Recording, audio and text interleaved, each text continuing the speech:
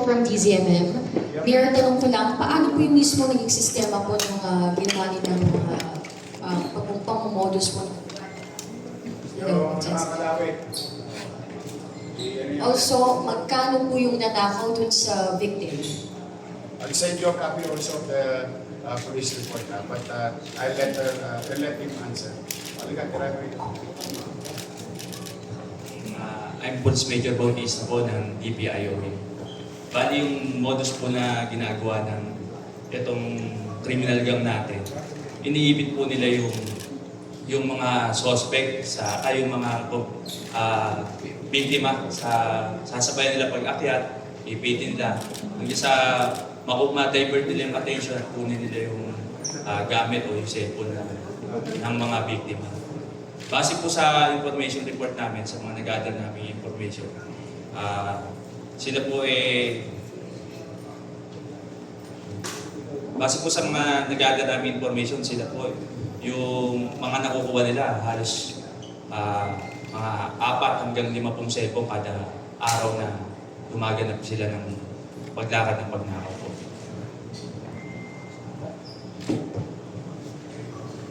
Kaya ingat kayo sa pagbili ng cellphone.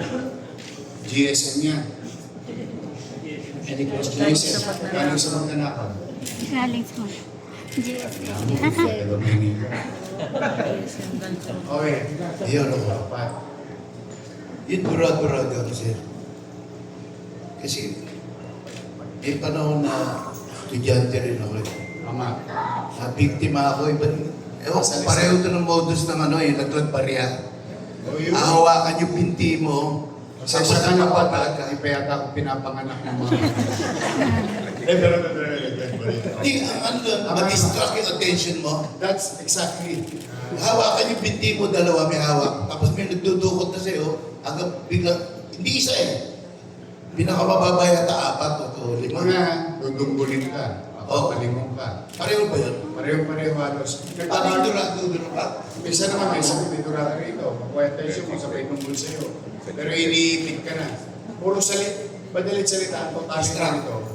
Salisihan. Sasalisihan ka. Nag-iiba lang ng branding. Dati, salisi. O yung naglagbarya. O yung biglang sabihin, oy, pasag yung ilaw mo sa kotse, sa likod. Overheat. Pero lahat yan, ang general principle niya, salisi, talagang gusto kang tukutan, nagawa. Iba kasi ang snatching. Snatching talagang dinadakma ka for no reason. So ito, ang common sa kanila, lituin ka. Whether you're in a bus, whether you're in the roads, sa jeep, lalo na, sa jeep, lilituin ka. Basta ko na dali. Sa basta na dali. Tanga-tanga ako nun. Ewan ko, sir, ito na. Balikan natin yung kwento. Okay. Nakuha na yung cellphone. Nagbibenta pa ba sa Manila? Inaalaw mo pa ba yung gano'n? Bahay yung cellphone mo? Tandaan ninyo, merong Pinasarado mo anti-fencing. yung isitan, di ba tayo? Basta may anti-fencing to.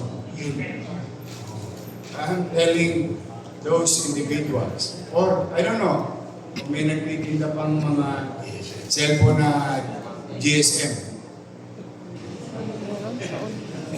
Basta, hindi, alam mo, ang mahirap niyan, maaaring ginatutuwa nila, o maaaring tinatawan-tawanan nila ang pamahalaan. Pero hindi araw-araw Pasko. May Pasko rin sa polis. Matye-checkpon. At saka mabigat yan, ha? Mabigat na ofensya. Anti-ofensya. Lalo na, pagka may kumpirmadong complainant, we will pursue. Nasa na ako meron. Yes. May pangako ka sa MPD na ibabalik mo yung allowance. Oo nga, 26 Pagkano sa kanila? 26 milyones ang utang sa kanila ng sila. Okay. Steady lang sila. Good news. Hindi kayo mawawalan.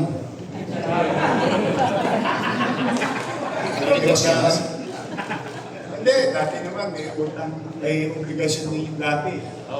In-update ko rin naman. Kaya lang talagang ngayon, laway-laway lang. Inuusok-usok ko muna sila. Kaya magagawa. We're really trying to do what we can do. In this case, we have resources. What kind of resources? Human resources, enforcement unit. We're just gonna do regular job or regular operation to keep the peace in order security. Walang kauskasyon. Very minimal. Virtually none. Hindi dito naman kanila. So, yun muna mga inuna namin. Mag-akot ng basura. Disiplina sa kalsada. Tapos yung isip ng kalsada. Pagka bumuti-buti na tayo, basta lista nyo sa tubig. Luluwag din ang buhay. Ed Reyes po sa People's Tonight. Yeah. Kay General Good. General, pinaiiran niyo rin ba yung paramihan ng muli sa mga station commanders at iba pang unit ng MPD? Magandang umaga po. General Abad po, ang bagong talagang district director ng Manila Police. At necessary lang naman po ng nagpaparamihan. Sadya lang yung best effort na binibigay ng ating kapulisan. Lisulod na rin po sa guidance ng ating Chief PNP, ng Regional Director, at ng ating mana ngayon, na hindi po tumitigil 24/7, tatlong shifts po kami. Anytime po kayo tumawag sa 911, darating po. Wala pong limit. Ano po sa isingit mo. In fact, I hope one Monday wala tayong ganito. How I wish na wala tayong ganito. Ibig sabihin, ubus-ubus na yung mga tologes sa Manila. But, again, kasi minsan, alam mo, madami kasing hindi mo rin masisisi yung ibang tologes eh. Kasi in the past, they would always claim, sa simula lang yan. Yun ang laging ano dyan eh. Kaya subok na subok. Unang-una, magsasawa sila sa amin. Dahil hindi naman kami titigil. But it's not about sinong marami. Ang goal namin, even sa traffic violation, alam mo goal na namin. Sabi ko, dapat less violator. Ibig sabihin, nagtidinuna ang uso. So kami, whether marami o konti, basta tama yun. Tama yung sinabi ni General Abad. Best effort ka. Yes, ma'am. Sa pulis po, tatanong ko lang, can you take us kung paano po nahuli yung mga member ng gang, ilan po yung na-aresto, tsaka kailan po nangyari? Pardon ma'am? Ayun, tatanong ko lang po sir, can you take us kung paano po nahuli yung mga suspect ng gang, and then ilan po silang na-aresto? Ito kung ngayon, itutura-tura ba ay 5 po lahat yung nahuli. Bali, yung aking complainant ay nagreklamo, hindi pinalo ako ng pulisan. Kaya na po natin. Sir, saan po nangyari yung incident dun sa complaint? And when po? Ano po ito? Along Top Avenue. Well, nasa loob po siya ng bus. Sa loob po ng bus. Tapos paano po nahuli ng mga pulis natin? Nag-fight po siya ng reklamo, then nagpalo ako yung ating Tapos sir, last na po on my end. Tatanong ko lang po kung apart from this 4 po na na-aresto, meron pa po bang ibang member na still out? Meron pa po ma'am, formado ako po yung members ng kanilang grupo. Kaya lang po, isi sa continuing police operation, so hindi ka na pag-yung anymore. Social Sen Marisubito. Umaga, Yorme. Sir, ano po? Uy, mag-ingat kayo bukas ha. May ano naman. Kung may tama naman tayo bukas. Yes, so. Yorme, ano po yung profile itong grupo to? Like, do they have previous criminal records? Yes, some of them are being charged of illegal gambling. May mga previous cases yung iba dyan. Binasa ko yung background nila. mga perennial ano ito. May mga previous pending cases. Kasi these are the things that are available. Kaya, okay, to give a very picture of how this type of group or sector of criminals usually nagkakandak ng crimes against property. I hope kumuga ito mga to. I hope kumuga ito. Ang gagawin dyan, may namumuhunan dyan. Papiyansahan, pagpiyansa, 16,000, 10,000, isang ulo, EDNEP, isang ulo. Hindi nila ma-afford. Yung may hawak, papiyansahan sila, para makabalik, kagad sa kalsada. Kasi yung kayang piyansahan yung mga krimen nila, available So they thought, Maynila, siguro in the past, okay lang yan, tirahin. Mababawi na. Pero yung halimbawa, isang ulo dyan, napiyansahan ng EDNEP. Nakadisgrasya ng iPhone 15. Nagsisig 15. O no, magkano yun? 19. Sa segunda, mabilis na 30. Neto pa ng posang. Tama ba? Nabalik na yung piyansa, doon sa net na tira, may posang pa, malamang yung piyahid sila. So, ano gagawin? Maybe sa pamilya nila or mag-bisyo. Anong klase mga bisyo? Betyon o sugal. Kaya magtotrompeta. Ganun na yan. So, pabalik-balik. Kaya tingin ko ang profile nito mga to. Kaya sumisikat. It became a practice to them. I hope they will cooperate. Ako may duda ko na may tangan-tangan dito. As a buong Manila. But I will let the police do their job. Now, I think I would like to take this opportunity to beware or to hold the attention of this individual. Magbago na kayo. Ngayon, hindi naman kayo magbabago, huwag nyo naman gawin sa Manila. Ayun naman bilang ama ng Luzon. Nakikiusap ako. Pero kung hindi naman kayo madala sa diplomasya o pakiusapan, hindi naman din mangingimi ang Manila Police District to guarantee that justice will be served and the peace and order goal city government will be achieved.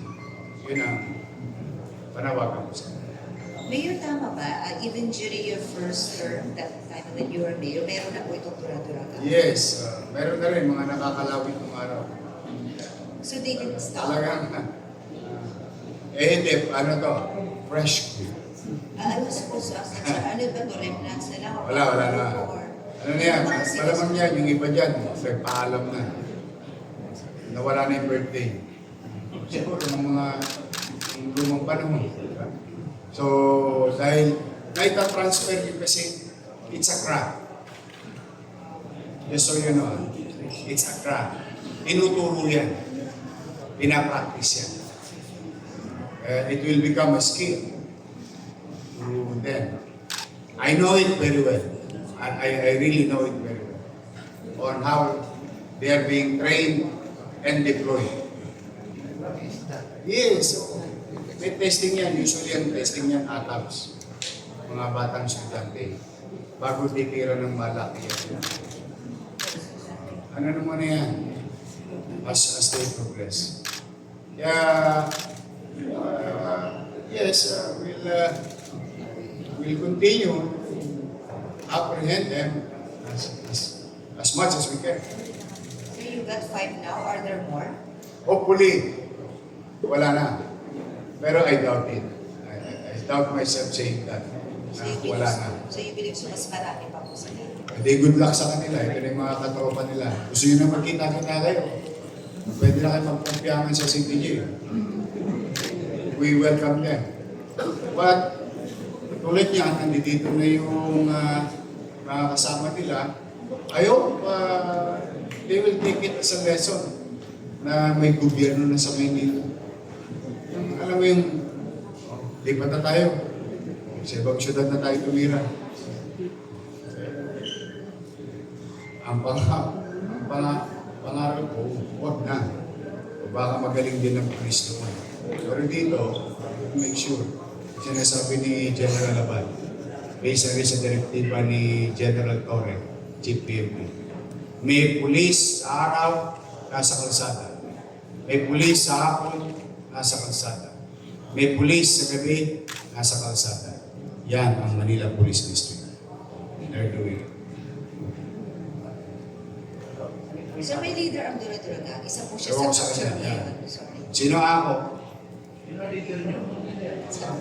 Kasama yung leader sa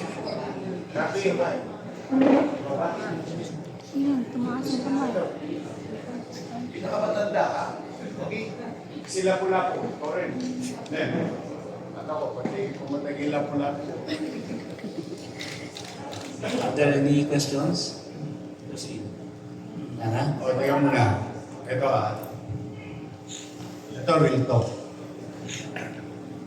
Mukhang makakampiyansan naman ngayon. Alam yan. It's likely, no? Makakampiyansan naman ngayon. Ha? Makakampiyansan. Mga 16 to, sa puto. I don't know, but most likely within that age. Parang 16 auto lang to eh. Hindi katulad ibang kaso nila. Ang 16 auto sa speed, kasi ito din. O 10,000. Depende sa mga. But anyway, ako nakikisuyo sa inyo. Mamamayan ko rin kayo. Gusto ko kayo talaga, promise, pag malasakit. With all honesty, wala akong prejudice kung ano ang nakaraan mo. Ang mahalaga sa akin, ano yung kasalukuyan at anong kinabukasan. With all honesty, I hope you will stop. Tigil niyo na yan. Akin na mga katawan. Sayang na. Bakit? Kidding aside, ikiusap ko sa inyo, tigil niyo na.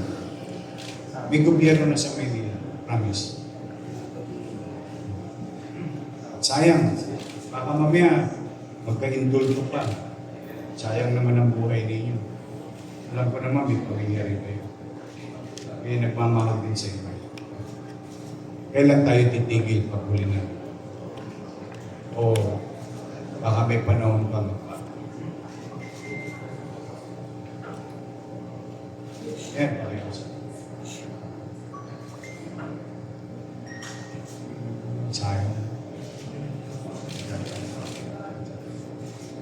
Mayor. Yes. Tinawag natin, pag sinabing may handler, may financer, are we saying na sindikato na? Most likely. Pero pwede syndicate. Kasi pwede crime pa yung mga tinitira eh. Ano pa lang, yung mga pipitsugin. Hindi, totoo. Pero we don't take it lightly because that is still crime against property. And imagine the trauma to the victim, di ba? So, still we take them seriously. Pero tama ka, pare-pareho tayo ng pakiramdam na organized crime to, may tagagastos, so sindikato. Parang ano yan eh, nung bata kami, may mga shoplifter sa SM. Ito mga lesbo ko sa kaliwa, malamang alam nila yung istorya nito. O, yung mga shoplifter, lalagay sa ilalim ng saya, nagdodobre ng suot, and so on and so forth. Pag-uwi nun, may isang bahay sa Kagitingan. O, doon i-prenda yun. Doon, lahat ng kargada, yung nakuha nila, bibilangin nyo, bench shop, bench. O, yun ang araw masarap kirahin. Kasi high demand yung tapos yung return, bench shop, bench. Saka yung Maui na t-shirt. Maui and Sun. High demand kasi yun. Original to ah. Tapos may nagagastos. Tapos isasalya na. Pero may tangang-tangang may umahawak sa kanila. Kaya minsan naman, sa community, binibili na. Diba, piso o 100. Mabibili mo sa setup, original. Talagang nag-evolve na. Ngayon, cellphone na. Dating t-shirt dun. So most likely, it's the same form of organization, same style, common principle, crimes against property. Yun ang...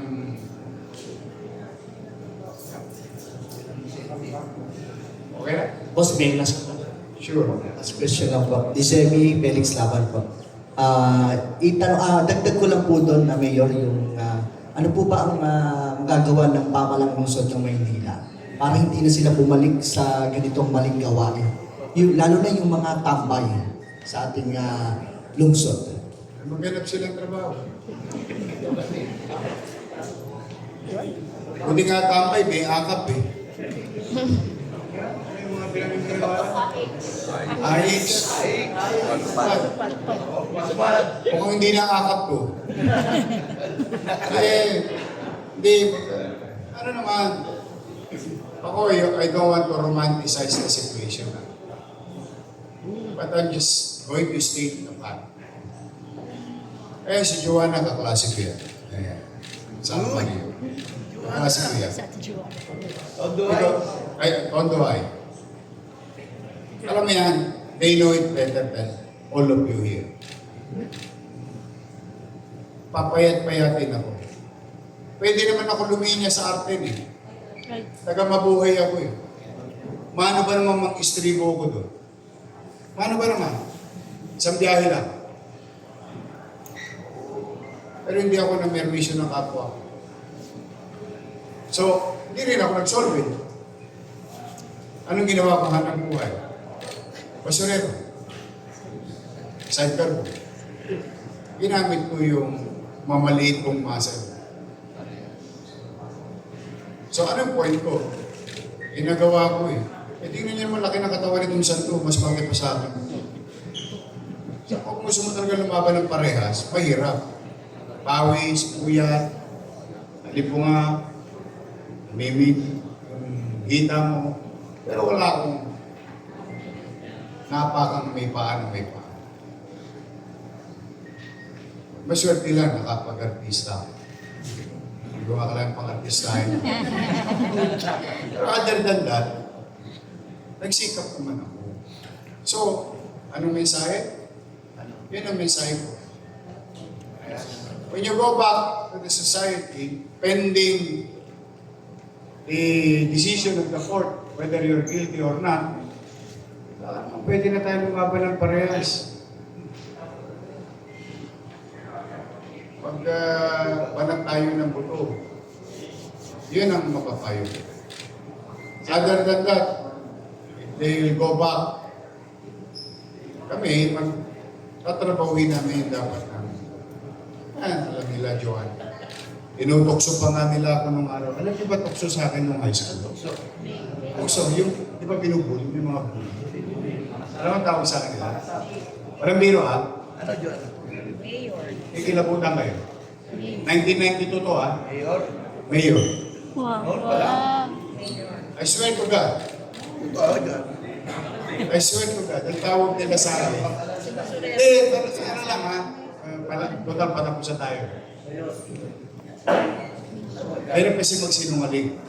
Yung sinasabi kong basurero, sidecar boy, matutuntun din naman ako eh. Kung totoo yun eh. Ang tawag nila sa akin, ilubuli nila ako ng araw. Mayor, bakit Mayor ang tawag sa akin? Kasi may programa si Mayor Mel Lopez. Sumalangit tawa. Let's keep Manila clean and green. Abutin ng basura. Eh, basurero ko. Kaya tawag nila sa akin, niloloko nila ako ng araw. Mayor. Iyak ako eh. Sabi ko, binatilyo na ako, nabubuli pa. Iyak ako. Sabi ko, oh, hindi nga, walang pira pa. I swear to God. Ang tawag nila sa akin, Mayor. Kalahin ko, oh, hindi, pag-insulto yun eh. Kaya ginawa ko, pero mo ko sarili ko. Parang basurero, to cycle ko. Kaya kalahin mo, nagdilang angel sila, nag-yorme ako.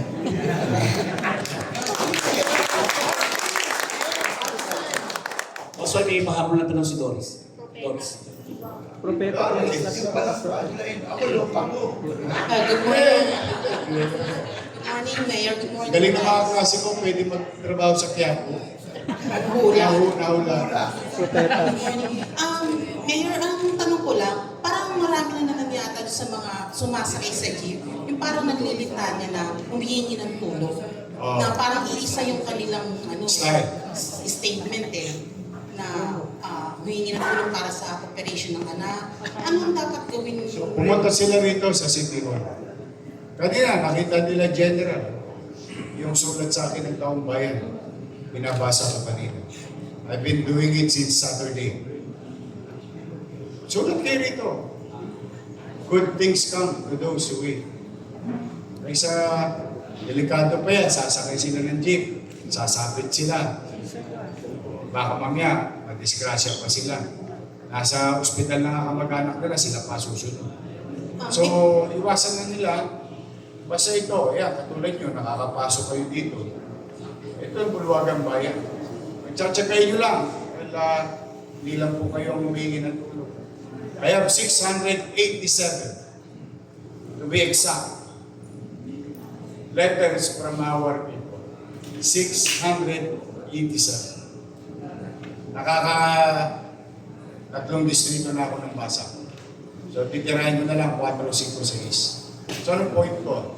If you write a letter here, if you really need financial assistance or medical reason, even yung misan, nakakapasa pa ako, tuition fee. Subukan ninyo ang inyong pamahalaan gusto. Baka makagawa kami ng paraan. In our own little way, maibsan namin o ma-resolve namin yung pangangailangan ng medical. Kaysa magpapakasakali sila sa jeep na baka mamaya madisgrasya pa sila. Last na po, Mayor, meron na po ba tayong numbers na kung ilan po yung mga ide-demolish pa na barangay? Yes, marami tayong sinulatan. Nag-due diligence lang katulad yung nangyari doon sa Paupahan. Bilib ako doon. Pero sa totoo, yung classic yun. Ito po, para kinagawad. Complete. Pero ano po yun gusto ko lang malaman ninyo. It's a no-no. That is a public property. Easement yun. Saka ang future consequences nun, gusto ko lang magka-idea kayo. Yung dulo ay pumping station. May ginawang automated garbage collection. Conveyor. So yung conveyor, dadali yung basura sa easement. Kaya malaki yung easement nun, 8 yata, o 8.2 ang easement nun. Saka papasok ang truck.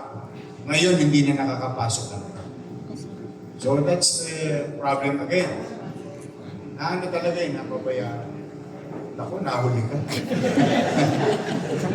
Patapos na. Hindi ko na mahuhuli. Shout out. Meron pa ba kayo? Baka meron kayo Rana. Wala na, boss.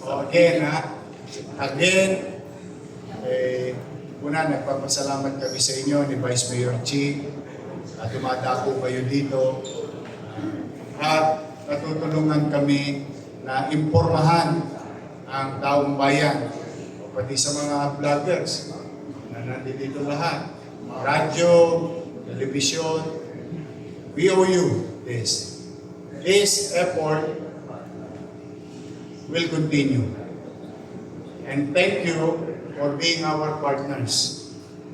Na malaan ng tao na baka isa din sa mga to, yung biktima sa kanila ng araw, at least, masabi mo lang na, ay, nakamit ko rin ng justisya. Ngayon naman, bukod sa impormasyon na pinagkakaloob nyo sa taong bayan, kami naman magsisingkap.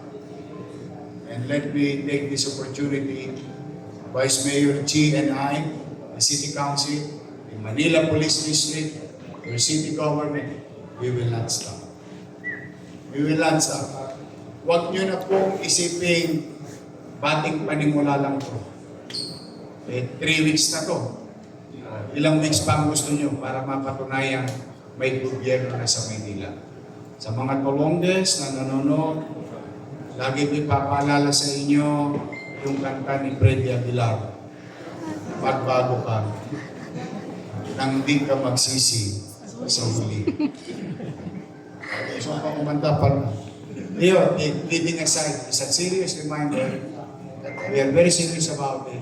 But sana lumayo na kayo sa Mantawan. Karapatan at dapat na makamit mga batang Maynila, ng mga lolo't lola ko, at mga taong dumadako sa Maynila at naghahanap buhay sa Maynila, magkaroon ng malinis at panatag na pamumuhay sa Kapitolyo ng bansa. Uli, I need your help. I need everybody's cooperation because together we can make this city great again. Maraming salamat. Pagpalain nawa kayo ng buong may kapal. Happy Monday and Manila. Thank you.